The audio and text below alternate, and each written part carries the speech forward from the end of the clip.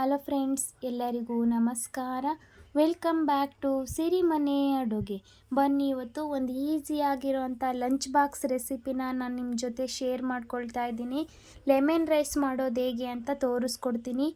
ಈ ಲೆಮನ್ ರೈಸ್ನ ತುಂಬ ಕ್ವಿಕ್ಕಾಗಿ ಈಸಿಯಾಗಿ ಮಾಡ್ಕೊಳ್ಬೋದು. ಮಕ್ಕಳು ಲಂಚ್ ಬಾಕ್ಸ್ಗೆ ಸಹ ತುಂಬ ಕ್ವಿಕ್ಕಾಗಿ ಮಾಡ್ಕೊಳ್ಬೋದು. ಫಸ್ಟ್ ಟೈಮ್ ಮಾಡೋರು ಸಹ ಈ ಲೆಮನ್ ರೈಸ್ನ ತುಂಬ ಪರ್ಫೆಕ್ಟಾಗಿ ಈಸಿಯಾಗಿ ಮಾಡ್ಕೊಳ್ಬೋದು. ಈ ಲೆಮನ್ ರೈಸ್ ಮಾಡೋದು ಹೇಗೆ ಅಂತ ನೋಡ್ಕೊಂಬರೋದಕ್ಕಿಂತ ಮುಂಚೆ ಇನ್ನೂ ಯಾರ್ಯಾರು ನಮ್ಮ ಚಾನಲ್ನ ಸಬ್ಸ್ಕ್ರೈಬ್ ಮಾಡದೆ ನೋಡ್ತಾ ಇದ್ದೀರಾ, ಪ್ಲೀಸ್ ಸಬ್ಸ್ಕ್ರೈಬ್ ಮಾಡಿಕೊಂಡು ನಮಗೆ ಸಪೋರ್ಟ್ ಮಾಡಿ.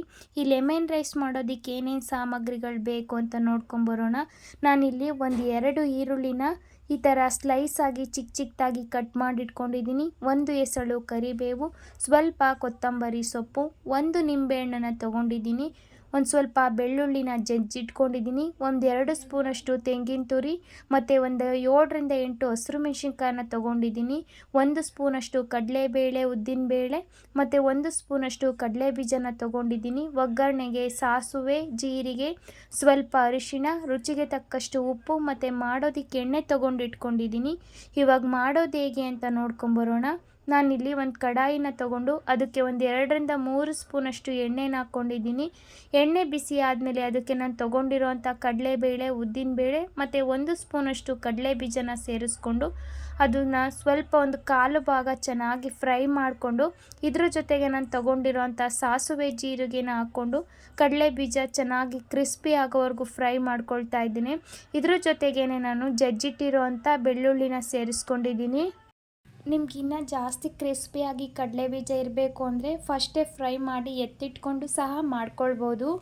ಕಡಲೆ ಬೀಜ ಚೆನ್ನಾಗಿ ಫ್ರೈ ಆಗಿ ಕಡಲೆಬೇಳೆ ಉದ್ದಿನಬೇಳೆ ಕಲರ್ ಚೇಂಜ್ ಆದಾಗ ನಾನು ತೊಗೊಂಡಿರೋ ಅಂಥ ಹಸಿರು ಮೆಣಸಿನ್ಕಾಯನ್ನ ಸೇರಿಸ್ಕೊಂಡು ಚೆನ್ನಾಗಿ ಮಿಕ್ಸ್ ಮಾಡಿಕೊಂಡು ಅದು ಸ್ವಲ್ಪ ಫ್ರೈ ಆದಮೇಲೆ ನಾನೀಗ ತೊಗೊಂಡಿರೋ ಅಂಥ ಈರುಳ್ಳಿ ಮತ್ತು ಕರಿಬೇವಿನ ಸೊಪ್ಪನ್ನ ಸೇರಿಸ್ಕೊಂಡಿದ್ದೀನಿ. ಈರುಳ್ಳಿನೂ ಅಷ್ಟೇ ಚೆನ್ನಾಗಿ ಟ್ರಾನ್ಸ್ಪರೆಂಟಾಗಿ ಸ್ವಲ್ಪ ಲೈಟಾಗಿ ಕಲರ್ ಚೇಂಜ್ ಆಗೋವರೆಗೂ ನಾವು ಈರುಳ್ಳಿನ ಚೆನ್ನಾಗಿ ಫ್ರೈ ಮಾಡಿಕೊಂಡ್ರೆ ಚಿತ್ರಾನ್ನ ಚೆನ್ನಾಗಿರುತ್ತೆ. ಈರುಳ್ಳಿ ಹಸಿ ಹಸಿಯಾಗಿದ್ದರೆ ರೈಸ್ ಜೊತೆ ಅದು ಚೆನ್ನಾಗಿರೋದಿಲ್ಲ.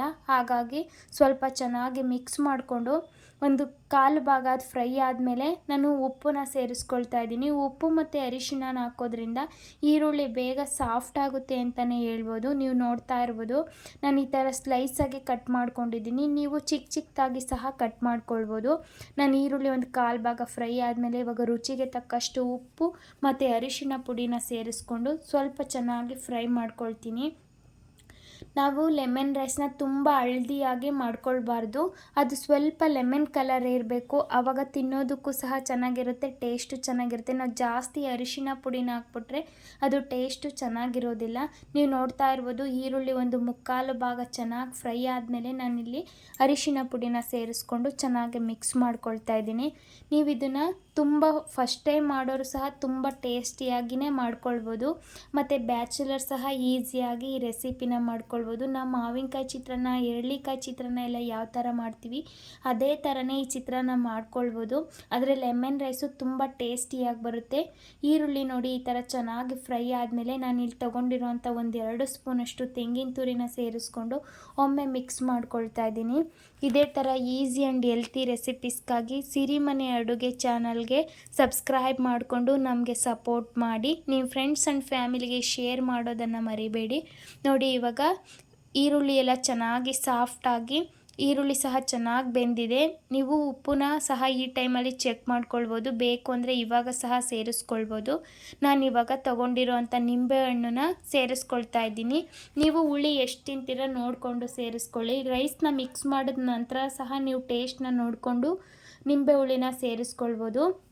ನಾನಿಲ್ಲಿ ನಿಂಬೆ ಹುಳಿನ ಹಾಕ್ಕೊಂಡು ಸ್ಟವ್ನ ಆಫ್ ಮಾಡ್ಕೊಳ್ತಾ ಇದ್ದೀನಿ.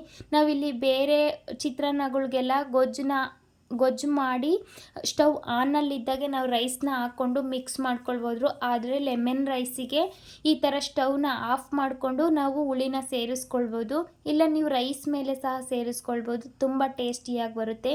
ನಾನಿಲ್ಲಿ ಗೊಜ್ಜುನ ಅನ್ನಕ್ಕೆ ಎಷ್ಟು ಬೇಕೋ ಅಷ್ಟನ್ನು ಇಟ್ಕೊಂಡು ಇನ್ನು ಮಿಕ್ಕಿರೋ ಗೊಜ್ಜನ್ನ ಎತ್ತಿಟ್ಕೊಂಡು ರೈಸ್ನ ಹಾಕಿ ಚೆನ್ನಾಗಿ ಮಿಕ್ಸ್ ಮಾಡ್ಕೊಳ್ತಾ ಸ್ವಲ್ಪ ಕೊತ್ತಂಬರಿ ಸೊಪ್ಪನ್ನ ಹಾಕಿ ಮಿಕ್ಸ್ ಮಾಡಿಕೊಂಡು ಉಪ್ಪು ಖಾರನ ಚೆಕ್ ಮಾಡ್ಕೊಳ್ಳಿ. ಉಪ್ಪು ಬೇಕು ಅಂದರೆ ಈ ಟೈಮಲ್ಲಿ ಸಹ ಸೇರಿಸ್ಕೊಳ್ಬೋದು. ನಿಮಗೆ ನಿಂಬೆ ಹುಳಿ ಇನ್ನು ಸ್ವಲ್ಪ ಬೇಕು, ಹುಳಿ ತಿಂತೀರ ಅಂದರೆ ಈ ರೈಸ್ ಮೇಲೆ ಸಹ ಸೇರಿಸ್ಕೊಂಡು ಮಿಕ್ಸ್ ಮಾಡ್ಕೊಳ್ಬೋದು. ತುಂಬ ಟೇಸ್ಟಿಯಾಗಿ ಬರುತ್ತೆ. ಒಂದು ಸತಿ ಟ್ರೈ ಮಾಡಿ. ಮಕ್ಕಳು ಲಂಚ್ ಬಾಕ್ಸಿಗೆ ಸಹ ತುಂಬ ಕ್ವಿಕ್ಕಾಗಿ ಈಸಿಯಾಗಿ ಮಾಡಿಕೊಡ್ಬೋದು.